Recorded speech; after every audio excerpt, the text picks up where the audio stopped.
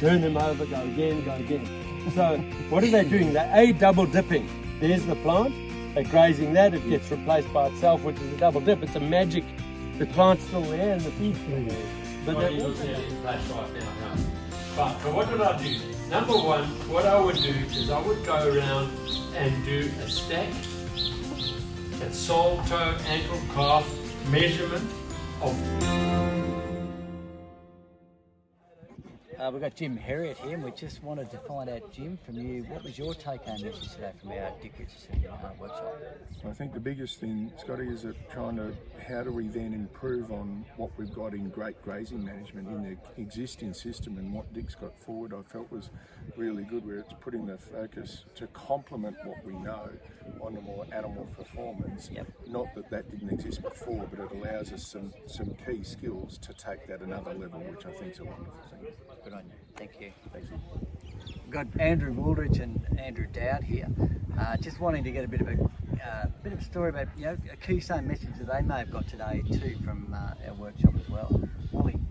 Okay, the two big things for me were about managing mulch and dead material on the ground, how we've got to be careful with it to make sure it doesn't become a negative, and also getting more understanding about how to use repeated grazings with animals instead of trying to use more intensity of grazing and high stock numbers. Yeah, interesting one. What about you, Dowdy? Yeah, the balancing the looking after your animals and getting production out of them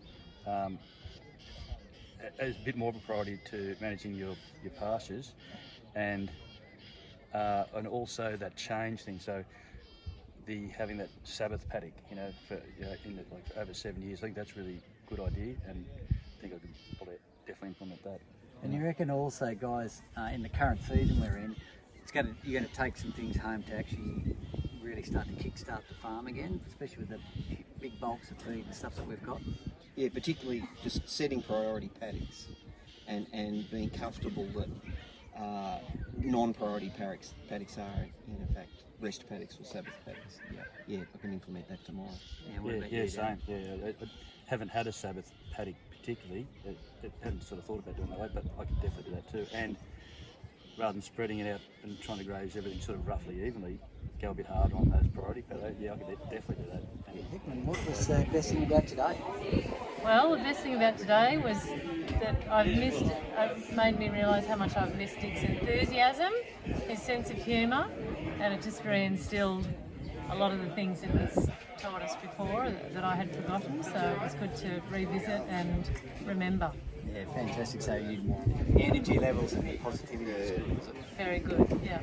Dick always brings that to the table, I think, just his style. Great.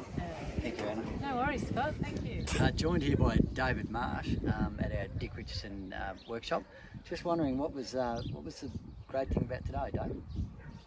Well, I think number one was probably Dick is so enthusiastic, isn't he? Yeah, he is. So he's got a lot of energy, and that rubs off on the audience. I think we all heard, Dick's not frightened of slaying the odd sacred cow, but he's a deep thinker and he gets around a lot, so he's, I guess, modified a little some of the things we might have learned in grazing courses, etc.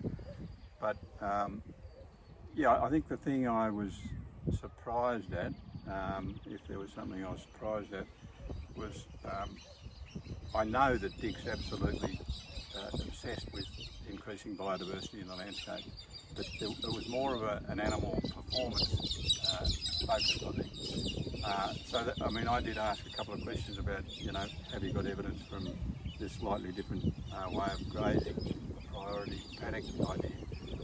Is that maintaining or increasing biodiversity? The answer was a resounding yes, and they've got some evidence for that. So I think it'd be important for us to get some of that information for us to look at.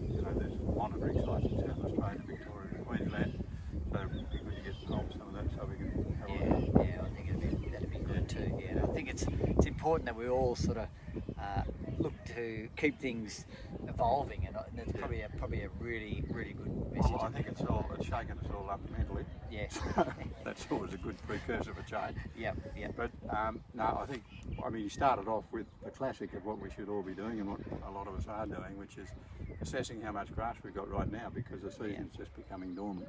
Yep. Gradually moving to dormancy. So that's a really important thing. And I think there's a lot of feel over the years that, you know, when we're getting to the tension points or things going really well or things starting to go in reverse, knowing how much grass you've got is absolutely important. And I think we all feel like when we should be maybe thinking about unloading some stock or putting some more on, we're generally doing it a little bit later than we probably should.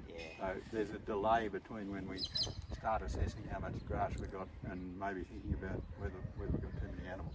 I mean, this year we've all got too few animals. We've got this massive huge biomass just behind us, and but that won't persist. You know, that's going to change. That's going to turn over.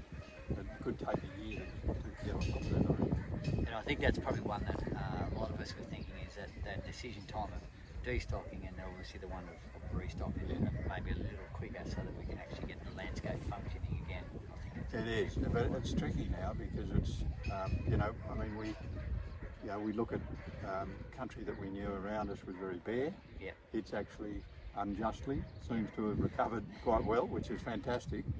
But but what do we feel about the way we manage compared to others who are more conventionally managing, having feedlots and spending a lot of money feeding, etc. The numbers stacked up this year. That's why a lot of people did it.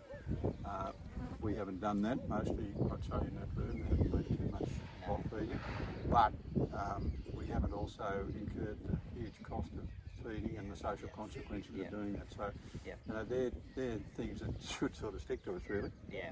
And but yeah, I think it's been a great day. Yeah, I think it's been a pretty good day too. Yeah. Yeah, it's been excellent. Thank you, David. Thank you, Lucy.